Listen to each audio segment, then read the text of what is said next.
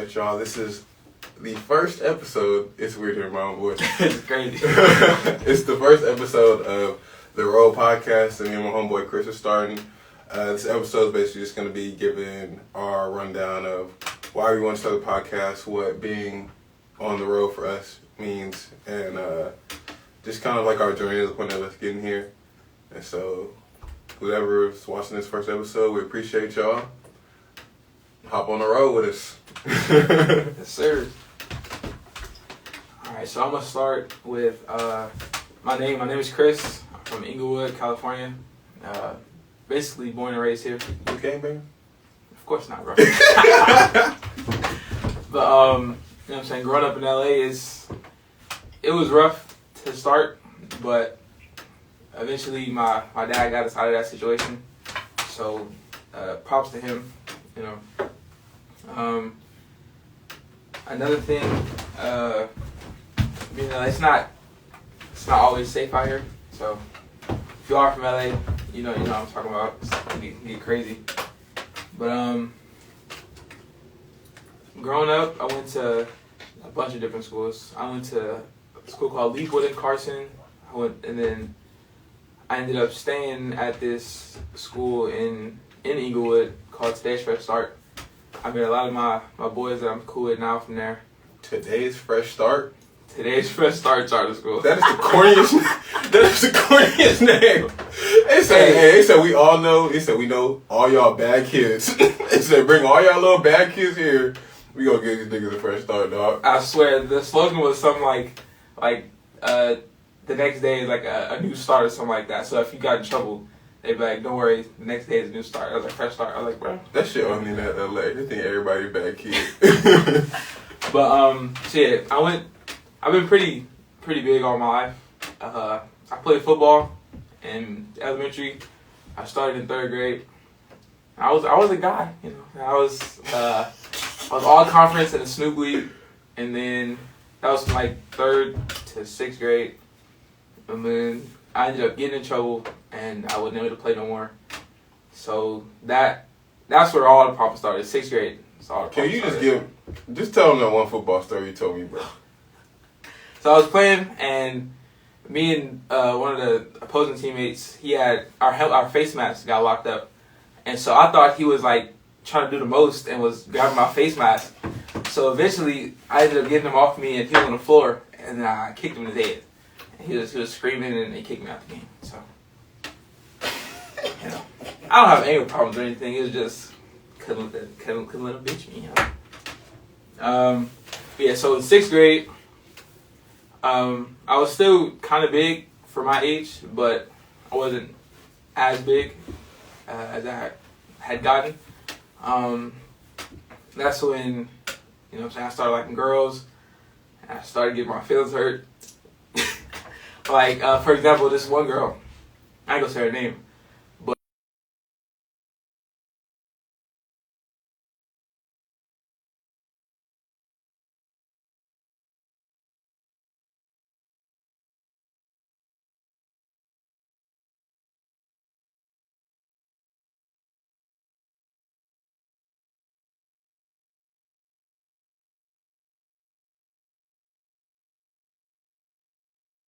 I'm the man, really. And I bought her a Capri Sun the next day and everything. And then she broke up with me.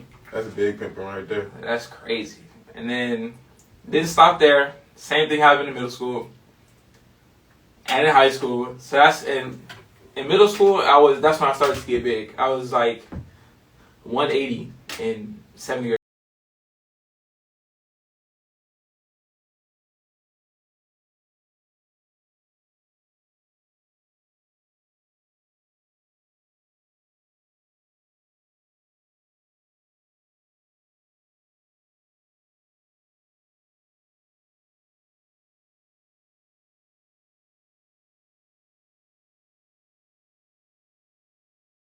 You gotta get height too. I was short. I was like maybe 5'4" in middle school. Yeah. And then I tried to play football again, but it just wasn't the same. And so I stopped. And then 8th grade came. It was still getting bigger. And then high school hit. and I'm thinking it's like a fresh start. So I'm getting to know everybody, and I'm cool with everybody, but it's not like, oh, that's Chris, let's go hang out with him type thing. I would go hang out with them, and they would just like accept me into their little friend group or whatever. So 9th, 10th grade, I went to executive prep, and that's where I think 10th grade was when I stopped. Like I started losing weight for the first time, and then I stopped and I started getting bigger. And then 11th grade hit, I transferred to Lawndale, and then I started playing football again, and I really started losing weight. Like that's when I was like 300, and I lost like 25 pounds. And I stopped playing football again. I gained all that weight back. And then summer of 12th grade year, I was like 320. And then my pops was like forced me to go play football basically. He's like, you're getting too big and you're not doing nothing. So get on the field. Get your big ass on the field, boy. For real. And then I lost a little bit of weight, but it's just like I couldn't get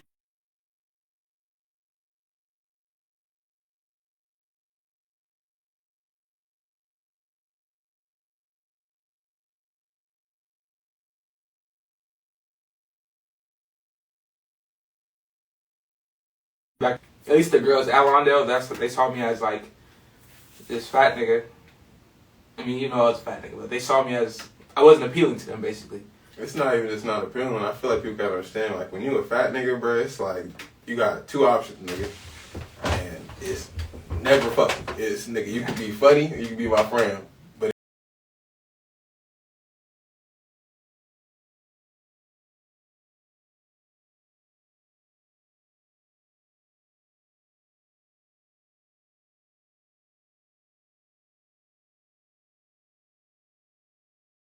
it's only you never gonna get seen as somebody who's any other side of just a fat nigga. Yep. And then I finally got a job at In-N-Out.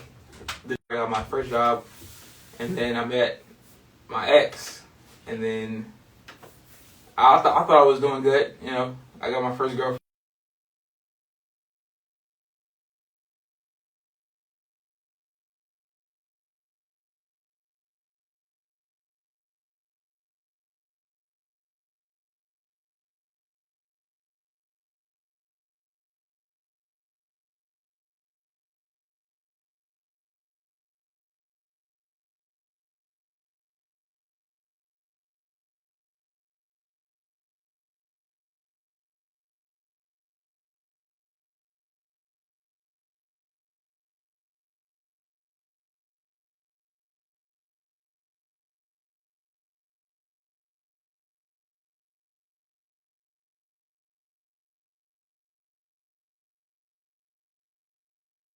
And I'm gonna look at her and never fuck with her again. You ain't got a cap. We all niggas here, bro. Alright, let me go on. So me and Chris, I feel like we got very similar stories. I grew up the youngest of 7, so I was the baby, and so I think when you're the baby.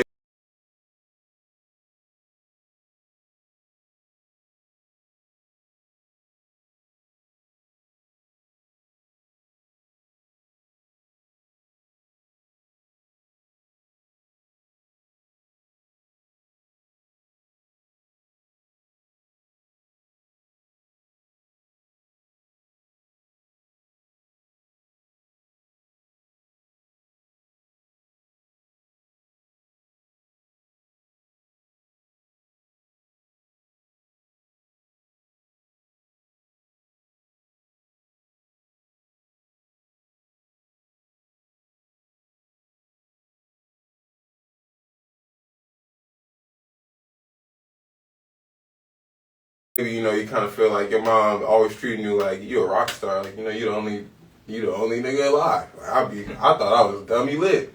I thought everybody was gonna love me like kind of how my mama loved me. But then when I got to school, I kind of realized I was like, oh, like these kids not rocking with me. I said, they said this nigga weird, he a lame, whatever. And I'm like, I ain't gonna sit there and act like I wasn't. Like I was a weird kid. Mm-hmm. I shout out Jamal for letting me know consistently. He said, boy. My brother consistently said, man, I was really worried about you. He said, I didn't know how he was going to come out. He said, you was a little weirdo for sure. So I was like, damn. Oddball. So yeah, so I kind of just grew up like that. So then always kind of being like an odd one out. But I always had a little bit of friends. I never had like a lot of friends. But my dad, he's a pastor. And so when you're a pastor, you know, like when you become a head pastor, you move a lot. And so I never really got in to a lot of tight-knit social circles because I always moved. I was always switching schools. I was always, even if it wasn't like, I mean, when you're a kid, living 20 minutes away at a different school is living in a different state damn near. You ain't got phones, you ain't got none of that, you know what I'm saying? So every 2 or 3 years, I'm like losing contact with my friends, having to go to a new place, find a new friend, find whatever, and just kind of just searching for someone to like, you know, be my boy, be like someone I can really rock with. And that kind of caused me to like never feel in place. I never always had like a lack of confidence ever since then. Because I started moving around a lot when I was in 6th grade. So from 6th grade all the way till I would say my sophomore year, I never spent more than like a year and a half, maybe 2 years of school. So I was always switching. And just because of that, like I had a lack of confidence, you know. I never got in with people. People always kind of looked at me like I was the odd one out. And I'm not just going to attribute that to them. Like it was me too. Like I was a weirdo. I would say I was weird. I didn't know how to act. All I was into, I was into anime, and you know, again, my dad's a pastor, so I was a little Jesus freak, little baby Jesus freak, talking about if you don't read your Bible every day, you going to hell. That was me. I was with everybody there. Hey, you going to hell, dog. That was me. Yeah. So I say that began to change though.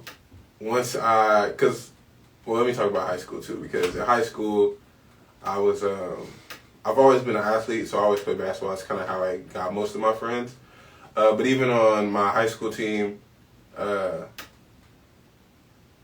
was kind of like, even on that team, I was never like really close with any of my teammates. Like I'm not saying we're not friends. Like me and my teammates are like friends, but you gotta think, the dudes who I was playing with had known each other since they was like in 3rd or 4th grade. Like I had dudes who'd grown up together their whole life, lived in the same community their whole life, and it just kind of felt like I was trying to like sneak my way into that, and I feel like I never really could. And so again, I always felt out of place. Even around campus, like people knew about me. I was on a team. My senior year, I was team captain of the basketball team. Shout out that team. We was raw. I remember you told me. Like I ain't gonna lie. I think we could play. We could match up with almost any team. Maybe not like top tier. Like Duke and shit. Yeah, like not like teams that was like not like LA Open Division teams, but all San Diego teams. I think was the best team out of all of them.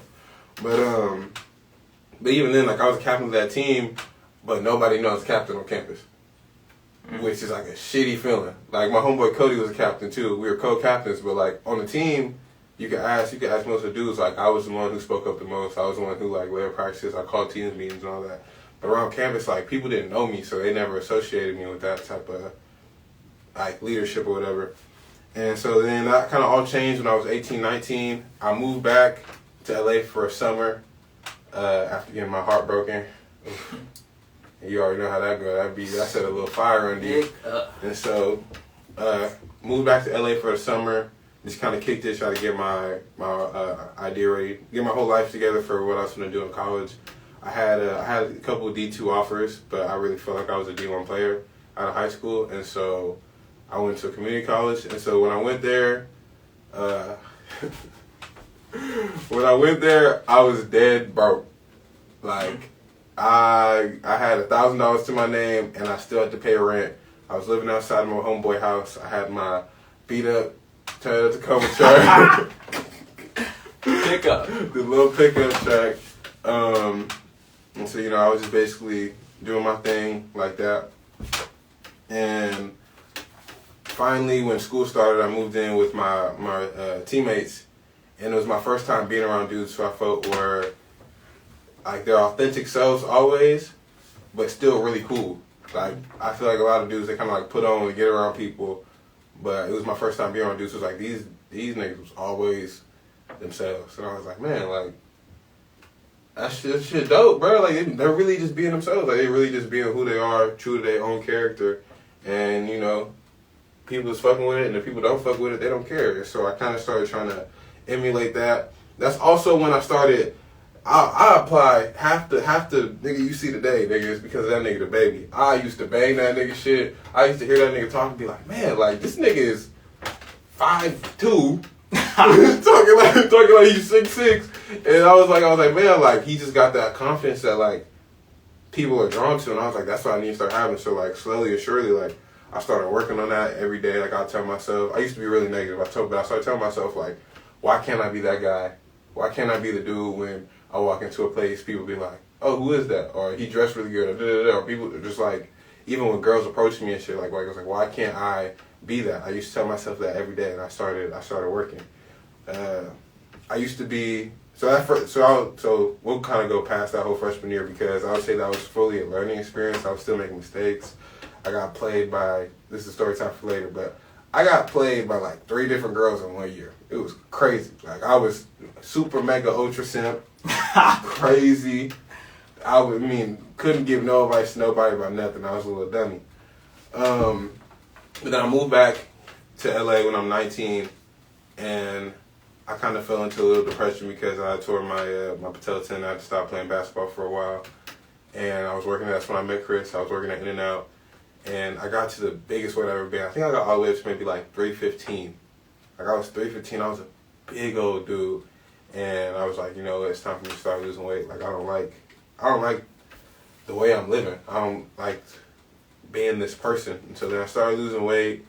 I dropped. It took me a long time. It took me almost a year to drop all the way down to 250. And I would say that was just definitely a start of me being on the road that I am on now.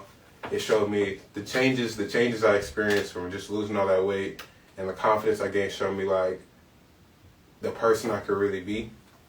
And I kind of moved that confidence from losing weight into what I'm doing now, which is I'm trying to be my own entrepreneur. I wouldn't even say, I'm still pretty big right now. I feel like I can look even better, but it gave me that confidence of knowing like, I can do this. Like I can be the guy. Like I don't have to be a side character. I don't have to be just another dude who walks in the room. I already tell you, bro, I'm a main character now. I don't care what nobody can say. I'm who the storyline based off of, and you don't think so, I really don't give a fuck. Cause nigga, side characters don't even know who the main character is, nigga. All you know is you see that nigga a lot.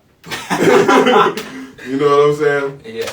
And so, you know, now I'm my own person. I'm on the road to be, I don't know exactly who yet, but hopefully a young, rich, fly nigga. Big facts. You know what I'm saying? And just to be honest, like we're starting this podcast just so, one, I feel like a lot of podcasts show people who are already there, people who are already lit, you know what I'm saying? And I want to show people that there's a journey, there's a process to it. You don't just become that one day. You don't just get there by not working. It's 2 niggas who are big right now, who aren't really doing shit, not making a lot of money, who just because they really feel like they can do this and feel like they know they can work hard and they want to work for it, can do that. And so that's why, you know, me and my boy Chris started this podcast.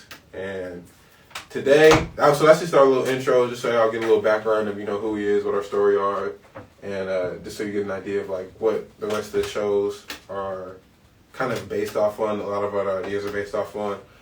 Since we spent all that time talking about that, we're just only going to talk about one topic today, but typically we'll talk about multiple topics, and then we're going to have a lot of different people on here just interviewing again.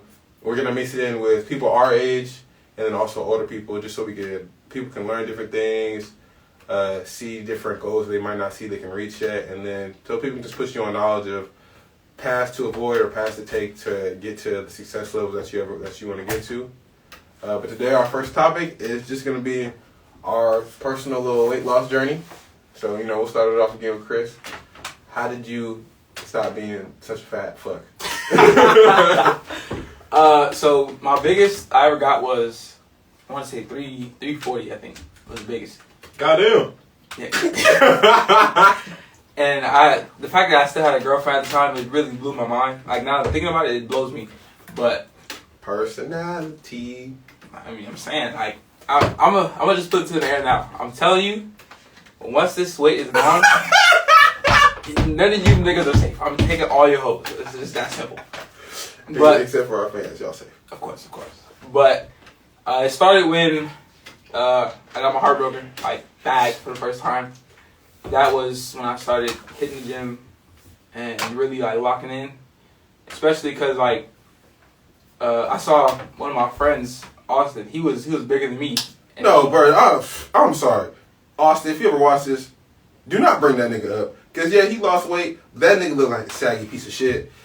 Again, we gonna keep it real on this podcast. But I'm sorry. I'm keeping it a stack. That boy is saggy. He did it a weird way. You know, how you lose weight and still look weird? I don't know how he lost. I mean, he said I don't know exactly how he lost all that weight, but starving himself like a weirdo. Man, that was crazy. But I looked at that as a kind of a motivator. I was saying like, since he can do it, I can for sure do it. But I'm gonna do it my way because I want to look different. You feel me? And then also Ryan, he was a motivator too, seeing where I last saw him from, and then seeing him after I came back from San Diego was a crazy transformation. So it was that as a motivator, and then my family has always been pretty supportive. So having them, cheer me on, also helped. And then just also getting little compliments about people seeing your progress or whatnot. It helps you, makes you want to keep going. Right. That's the thing that people don't understand. Like when you losing weight and you post, you post your little bit or whatever, or even if in person someone see it and they're like, "Oh man, you look good." It's like you like, dog. You may be like, I can look because you personally know, because for them it's like they see the work you put in, but you know personally you're like, I can get even better. Right. And like, so if I'm getting this off this little bit of work I put in now, 2-3 months down the line, I'm finna look ridiculous. Right. Exactly. So that was a lot of motivation for me, and really it's more so about dedication and discipline. Because dedication. Shout out to Nip, R.I.P. But I was like, if I wasn't hard on myself as far as what to eat and how often I need to work out and get a routine going, then it was going to be a repeat of me throughout the years where I would lose weight, gain it all back plus some. So I say definitely discipline and dedication is what you need if you want to stay consistent and lose weight.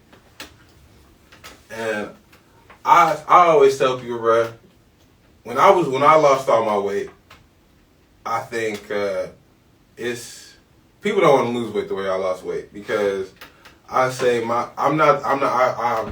think I'm a realist. I'm not a negative. I'm not a pessimist. I'm not an optimist. I'm very real.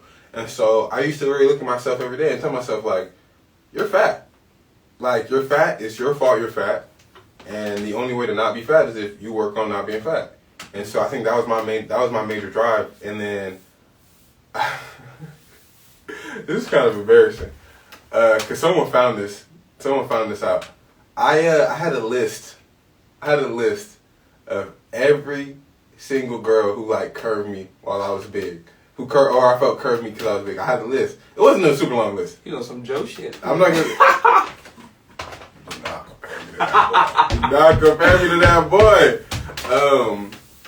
But yeah, look here. I think that's kind of how my brain works. My brain is very like, I need a fuel source. So if it's people not believing in me, then that's what it is. And so I had a list. I made it my lock screen.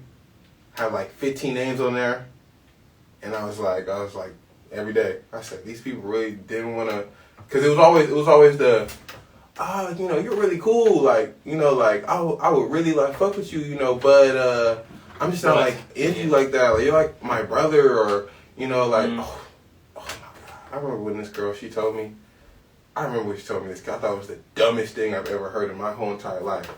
She was like, we was talking, and I was like, why wouldn't you fuck with me? Like, I don't get it. Like, we talk, we cool, like, you like talking to me. And she was like, well, when I see you, like, when I talk to you, like, it feels like I'm talking to a husband. And like, I don't want a husband. I want a boyfriend. So when I talk to this dude and this dude, I feel like I'm talking like a boyfriend. Like maybe like maybe like in like 5 or 10 years, like I'll talk to you. I'm just like, nigga, that shit make no sense. Like, how are you? So you looking for something temporary? You know what I'm saying? Like, that never made sense to me. I was like, oh, that's really, really crazy. But yeah, so kind of just through all those little heartbreaks, all them little folds that I had, I was like, man, like I need to lose this weight. And then also my coach, fuck Geller. I'll say that off rip. Fuck Geller. You're the reason why I don't hoop no more. That's your fucking fault. I don't, next take accountability, whatever. That boy pushed my leg to the bone and I could not. So I hate that nigga. And so another one of my goals too, not just girls, it was, he told me, I'm not even gonna tell that story. I'll say that story for later. But just so you know, he said something to me that was so offensive to me that every day I worked out, I said, I'm gonna prove to him that he need me on his basketball team. And I'm not gonna play for that nigga. I said, I'm gonna make him be like, oh, you playing this year? We gonna be really good with you on the court. Nigga, no, I'm not playing for you, nigga. And so that was kind of like my major motivations. And so it kind of just all started. We started in this room right here. I had knee surgery, so I couldn't really do much. I couldn't run, so I bought some 25-pound weights and a 50-pound weight, and just started doing little workouts in here, trying to get right. And I think that's really what it is, man. You gotta understand, like, in a weight loss journey, you're not gonna know exactly what to do from the jump. You're not gonna know exactly what to eat. You're not gonna know exactly how you should eat, sleep, all that. Like, you need to. It's a process, and understanding like you're gonna have setbacks. Like, I feel like even right now I'm in a setback. I gained some more weight. I gained like 10 more pounds, but I know I'm gonna lose it back because I just gotta get back in that mode of like dedication. And so, yeah, man, I think it's all about understanding like yourself and checking that mental